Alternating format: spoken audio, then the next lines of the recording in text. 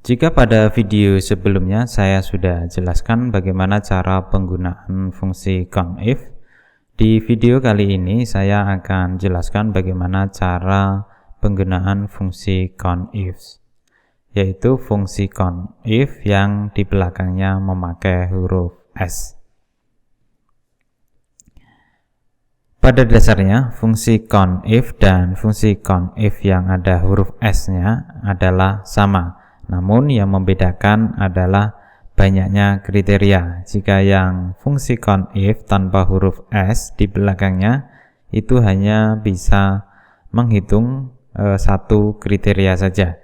Dan jika ada huruf S di belakangnya maka kita bisa menghitung banyak kriteria atau lebih dari satu kriteria. Untuk penggunaan fungsi CONIF dengan huruf S, perhatikan contoh berikut ini. Di sini ada tabel penjualan.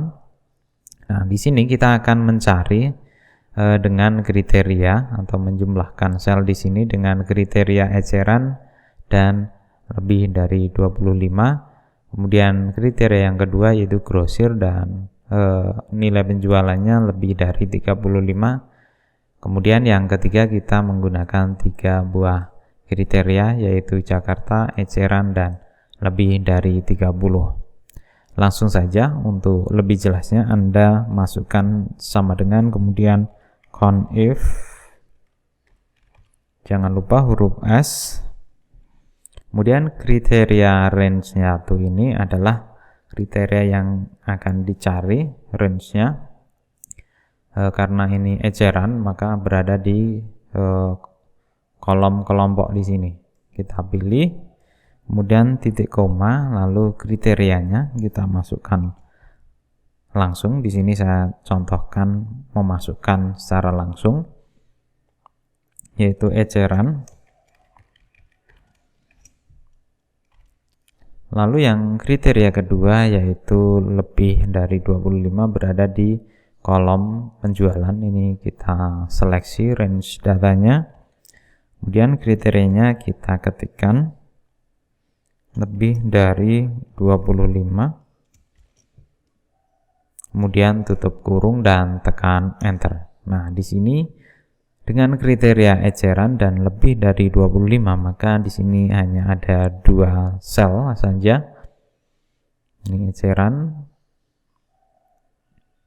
ini kurang dari 25, maka tidak dihitung. Yang dihitung cuman yang ini, yang atas ini cuman ada 2. Selanjutnya untuk yang contoh penggunaan fungsi CONIF dengan huruf S di belakangnya, kita akan menggunakan semuanya sel referensi sehingga kita tidak perlu mengetikkan kriterianya secara manual. Oke, langsung saja ketikkan CONIF dengan huruf S di belakangnya, kemudian kriteria range-nya kita akan mencari grosir berarti di kelompok, kemudian titik koma, pilih sel yang di sini grosir A14, kemudian kriteria yang kedua, range-nya yang kedua ini pilih yang penjualan, kemudian pilih sel yang ini B14, kemudian tutup kurung dan tekan enter. Enaknya menggunakan sel referensi yaitu jika kita mengganti kriterianya di sini, maka di sini hasilnya otomatis berubah. Misalnya kita ubah menjadi eceran,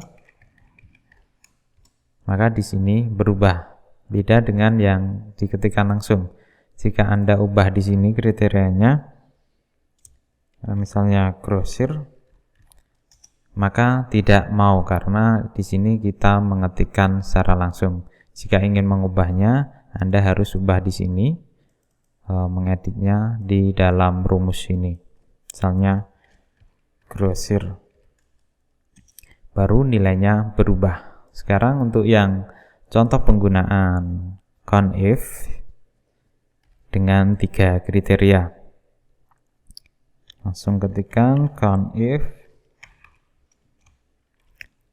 lalu kriteria range-nya, wilayah di sini pilih, kemudian kriterianya Di sini selnya langsung ketikkan A15, lalu range kriteria kedua yaitu di bagian kelompok, kemudian kriteria yang kedua ini eceran, kemudian yang ketiga penjualan,